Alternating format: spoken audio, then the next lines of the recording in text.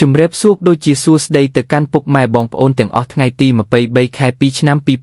2026នេះ Channel របស់លោកគ្រូមានលេខតម្រុយស្អាតល្អយកមកចែកជូនបងប្អូនយើងលេងកំសាន្តទៀតហើយតែមុននឹងចូលទៅកាន់តម្រុយលោកគ្រូក៏សូមឲ្យពុកម៉ែបងប្អូនទាំងអស់គ្នាជួយចុចជាវនិងចុចមេដៃឲ្យលោកគ្រូម្នាក់មួយផងដើម្បីជាកម្លាំងចិត្តឲ្យលោកគ្រូធ្វើវីដេអូតម្រុយបែបនេះចែកជូនបងប្អូនតោះបងប្អូនយើងចូលទៅកាន់តម្រុយទាំងអស់គ្នា